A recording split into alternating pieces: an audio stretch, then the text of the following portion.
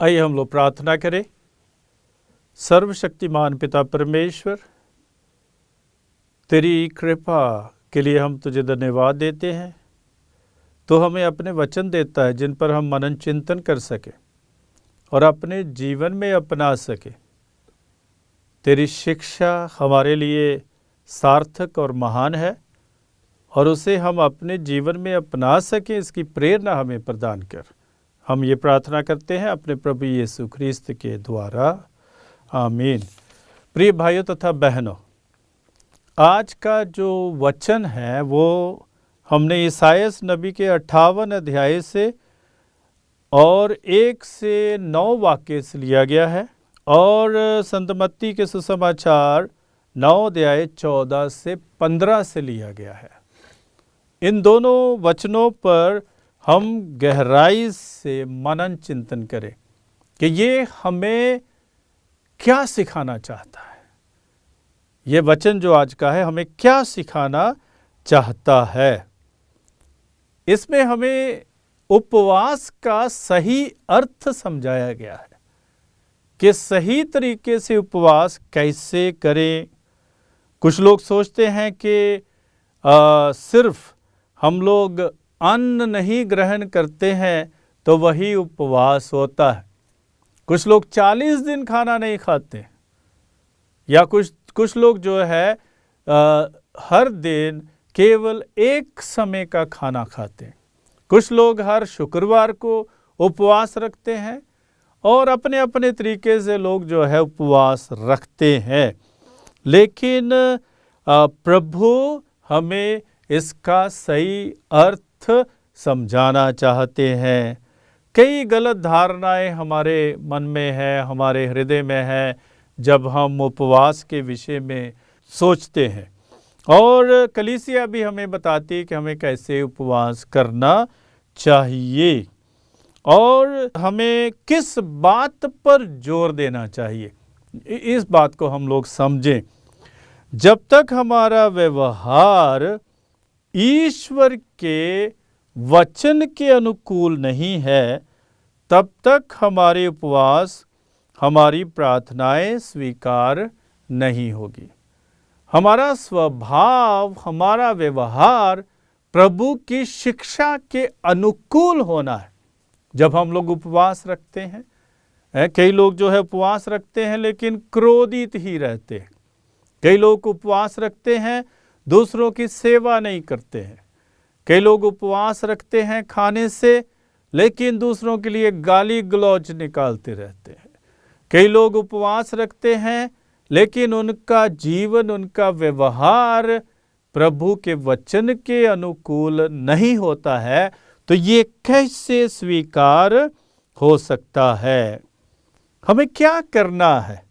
हमें अपने पापों को पहचानना है और पश्चाताप करना है कि हमारे पाप क्या है और हमें पश्चाताप करना है। जब हम पापों से पश्चाताप करते हुए उपवास रखते हैं तो उसका सही अर्थ निकलता है। जब हम पश्चाताप नहीं करते हैं तो तब कैसे उपवास मान्य होगा? इसलिए ये जरूरी है कि हम पश्चाताप करें। प्रभु अवश्य हमारे उपवास को देखते हैं और हमारी तपस्या पर ध्यान देते हैं जब हम सही तरीके से और आत्मिक तौर पर अपने आप को प्रभु की शिक्षा के अनुसार चलाते हैं। तभी प्रभु हमारे उपवास को देखते हैं, तभी प्रभु हमारी प्रार्थना को देखते हैं, तभी प्रभु हमारे पश्चाताप को देखते हैं।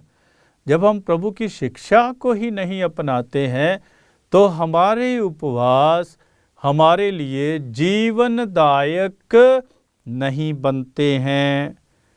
जीवनदायक बनाने के लिए उपवास के साथ हमारा व्यवहार भी अच्छा होना चाहिए। और सबसे बड़ी बात है, जब हम उपवास करते हैं हम प्रभु के लिए समय निकालें। जब हम प्रभु के लिए समय निकालते हैं तो हमारा उपवास मान्य होगा। प्रार्थना के लिए समय निकालें। कुछ लोग उपवास तो रखते हैं लेकिन प्रार्थना के लिए समय नहीं निकालते हैं, प्रभु के लिए समय नहीं निकालते हैं, अपने आप में ही व्यस्त हैं, तो उस उपवास का कोई भी अर्थ नहीं रह जाता है। इसलिए प्रभु के लिए समय निकालें, ये बहुत ही जरूरी है, ये अति आवश्यक है। हम उपवास को रखते हैं लेकिन प्रभु के लिए उचित समय नहीं निकालते हैं। दूसरों के साथ हम दुर्व्यवहार करते हैं।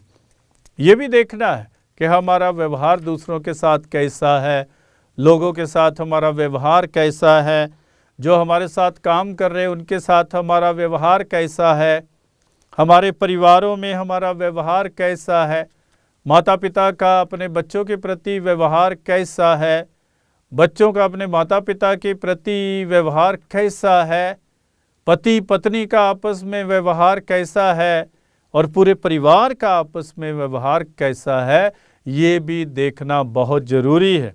और जब हमारा व्यवहार प्रभु की शिक्षा के अनुसार है तो तभी हमारी प्रार्थनाएं और उपवास प्रभु को माने होंगे। अपने साथ काम करने वालों के और जो हमारे साथ रहते हैं, क्या हमारा व्यवहार उनके साथ कठोर है, ये भी सोचना है, विचार करना है। हम कठोर ना बने, हम दयालु हृदय बने, हम प्रभु के अनुसार बने। जैसे प्रभु ने दूसरों को और हमें प्यार किया है, वैसे हम भी दूसरों से प्रेम करना सीखें। लड़ाई झगड़े हम लोग जारी रखते हैं जब उपवास करते हैं, तो उसका क्या फ़ायदा। और ऐसे उपवास से स्वर्ग में हमारी सुनवाई नहीं होगी। है, जब हम लोग लड़ाई झगड़े जारी रखते हैं, जब हम लोग अशांत रहते हैं, जब हम लोग दूसरों के साथ अच्छा व्यवहार नहीं करते हैं, क्रोधित रहते हैं, गुस्से में रहते हैं, नाराज रहते हैं, और तब हमारी स्वर्ग राज में सुनवाई नहीं होगी। प्रभु अलग प्रकार का उपवास चाहते हैं। हमें समझने की ज़रूरत है कि कौन सा उपवास प्रभु हमारे जीवन में चाहते हैं। जो सच्चे हृदय से उपवास करता है वह दूसरों के लिए दुख व ठोकर का कारण नहीं बनता है। जब हम सही तरीके से उपवास रखते हैं तो हम भलाई के कार्यों में समय लगाएंगे, हम सेवा के कार्यों में समय लगाएंगे, तब हम लोग दूसरों के लिए दुख और ठोकर का कारण नहीं बनेंगे। और हम प्रभु को याद करेंगे, सुबह से लेकर शाम तक प्रभु का नाम अपने जीवन में हम लेंगे, प्रार्थना में समय बिताएंगे। कुछ लोग सोचते हैं कि केवल गिरजाघर में ही जाकर प्रार्थना करना है। नहीं, हम प्रार्थना कहीं भी कर सकते हैं और हम प्रभु के लिए समय कहीं भी और कभी भी निकाल सकते हैं। भले ही हम सफ़र करते हों, भले ही हम अपने ऑफिस में बैठे हों, भले ही हम कोई कार्य कर रहे हो, हम प्रभु के नाम को लेना ना भूलें। तो प्रभु जो उपवास चाहते हैं वो अलग प्रकार का है। प्रभु के अनुसार जो उपवास है वो इस प्रकार है। पहली बात है, अन्याय की बेड़ियां तोड़े, किसी के साथ भी अन्याय ना करें। बहुत से लोग अन्याय करते हैं। हम देखते हैं कई खेतों में कई लोगों के साथ जैसे बंधुआ मजदूर काम करते हैं, उनके साथ इतना अन्याय होता है। बहुत कम पैसों में उन्हें रखा जाता है और उन्हें बाहर भी नहीं निकलने दिया जाता है। और इसके लिए हमारा पंजाब भी मशहूर है, जिसमें काफ़ी लोग ऐसे हैं कि बहुत कम, जो दूसरे प्रदेशों से लोग आए हैं, बहुत कम पैसे पर काम करते हैं और उनको बाहर भी नहीं निकलने देते हैं और उनके साथ अन्याय किया जाता है। हो सकता है हमारे साथ जो काम कर रहे हो हम उनके साथ अन्याय करते हो, तो अन्याय की बेड़ियां तोड़ डालें, जुए के बंधन खोल दें। जुए के बंधन, जो बोझ हम दूसरों पर लादे हुए हैं, जो बोझ हम दूसरों पर रखे हुए हैं, उसको तोड़ दें। जुए के बंधन को तोड़ें और पद दलितों को मुक्त करें। पथ दलितों, जो गरीब हैं, निर्धन हैं, जो लोग अपने आप में सक्षम नहीं हैं, उनको हम मुक्त करें और उनकी सेवा में लगें और उनका सहारा बने, उनका आसरा बने। और क्या लिखा है? हर प्रकार की गुलामी समाप्त करें। किसी भी प्रकार की गुलामी नहीं होनी चाहिए। कोई भी किसी का सेवक नहीं है। हम अपने मर्जी से, अपने तरीके से हम दूसरों की सेवा करते हैं, लेकिन हम दूसरों की गुलामी नहीं करते, ये सोचना। और कोई भी किसी को अपना गुलाम बनाकर ना रखे कि आप सिर्फ मेरे लिए ही कार्य करेंगे। आपको कोई स्वतंत्रता नहीं है, कोई आज़ादी नहीं है। हम देखते हैं घरों में भी होता है और कई परिवारों में भी होता है। कई जो है परिवारों में कई लोग भी गुलामी के अनुसार जीवन बिताते हैं। और जहाँ लोग ज़्यादा पढ़े लिखे नहीं हैं, हो सकता पढ़े लिखे भी हो, और कुछ जो है अपनी पत्नियों को भी गुलाम बनाकर घरों में रखते हैं। तो हो सकता है कि ये कहना मेरे लिए गलत ना हो, लेकिन कई लोग जो है गुलामी का अनुभव करते हैं, जिनको स्वतंत्रता नहीं है, जिनको आज़ादी नहीं है। भूखों को खिलाना, भूखों को खिलाएं, उनको उनके लिए इंतजाम करें। आप कहीं भी देखते हैं, यदि कोई भूख से मर रहा है, अवश्य उसको भोजन दे, और तभी आपका उपवास जो है वो मान्य होगा, तभी आपका उपवास जो है वो प्रभु के लिए उचित होगा। बेघर दरिद्रों का अपने यहाँ ठहराना, तो जो लोग बेघर हैं उनकी सहायता करना, उनकी मदद करना और उनके लिए जगह का प्रबंध करना, ये भी हमारे उन कामों में आता है जो भलाई के काम हैं, जो अच्छे काम हैं और जो उपवास के साथ साथ चलने चाहिए। नंगों को कपड़े पहनाना, जो लोग जिनके पास कपड़े नहीं हैं उनको कपड़े पहनाना। कहने का भाव कि जो गरीब है, निर्धन है, उसकी सहायता करना और उसका सहारा बनना। और भाई से मुंह नहीं मोड़ना। हम लोग देखते हैं कि अपने ही भाई बहन एक दूसरे के साथ कई बार बातचीत नहीं करते हैं और शत्रुओं के जैसे व्यवहार करते हैं, एक दूसरे को समझते नहीं हैं, एक दूसरे के साथ नाराज रहते हैं, गुस्से में रहते हैं, क्रोधित रहते हैं और अपने भाई से मुंह मोड़ लेते। जब भाई बहन को हमारी आवश्यकता है, ज़रूरत है, तो हम अवश्य उनके सहायक बने। तो यही प्रभु चाहते हैं कि ऐसा उपवास रखें। जब आप उपवास रखेंगे, जब ये सब अच्छे कार्य आप करते हैं, तो आपका उपवास सफल होगा, आपका उपवास स्वीकार किया जाएगा और आपका उपवास प्रभु के लिए सही ठहराया जाएगा। तो जब हम लोग ऐसे कार्य करते हैं, उपवास रखते हैं प्रभु की इच्छा के अनुसार, मर्जी के अनुसार, तभी हम ज्योति की तरह चमकेंगे। हमारे हृदय से अंधकार दूर हो जाएगा और हम प्रभु की ज्योति का अनुभव अपने जीवन में करेंगे। तो प्रभु के द्वारा हम स्पर्श होते हुए चंगाई प्राप्त करेंगे, क्योंकि हमारा हृदय शुद्ध है, हमारा हृदय साफ है। जब प्रभु के चरणों में आएंगे, प्रभु के द्वारा हम स्पर्श किए जाएंगे और चंगाई प्राप्त करेंगे। हमारी धार्मिकता हमें बचाएगी और हमारा मार्गदर्शन करेगी। इसलिए धार्मिकता के रास्ते पर चलें।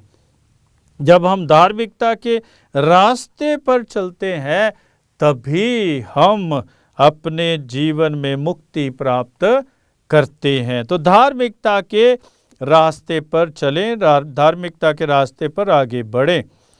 प्रभु की महिमा हमारे जीवन में प्रकट होगी।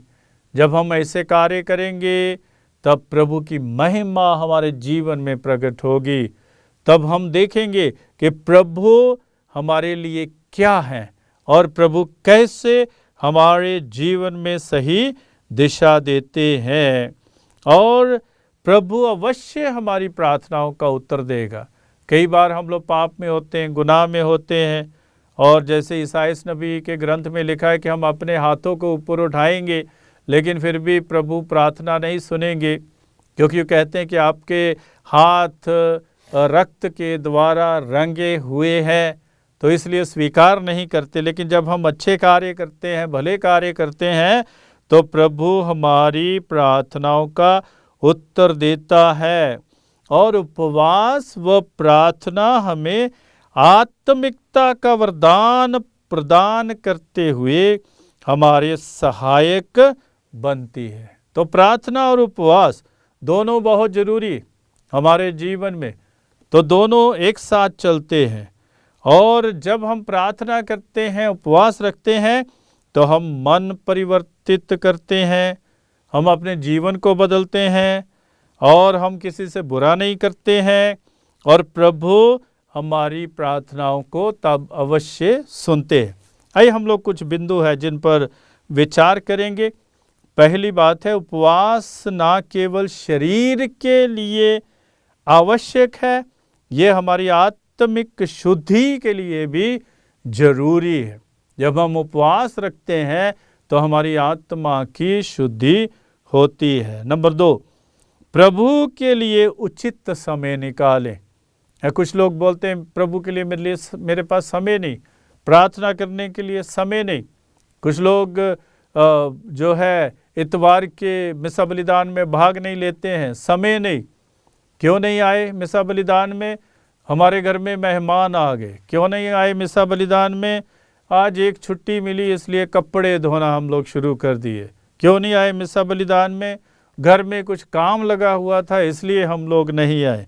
तो बहुत से लोग प्रभु के लिए समय नहीं निकालते, उचित समय नहीं निकालते। और यही लोग जो प्रभु के लिए उचित समय नहीं निकालते, ये कई प्रकार की पार्टी के लिए इनके पास बहुत समय है। तब जो है समय ही समय है।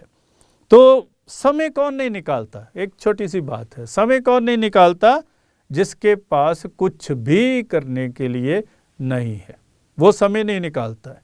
क्योंकि जिनके पास बहुत कुछ करने के लिए है, उनके पास बहुत समय है, और जिनके पास कुछ भी करने के लिए नहीं है, उनके पास समय भी बिल्कुल कम है। हम प्रभु के लिए समय निकालें।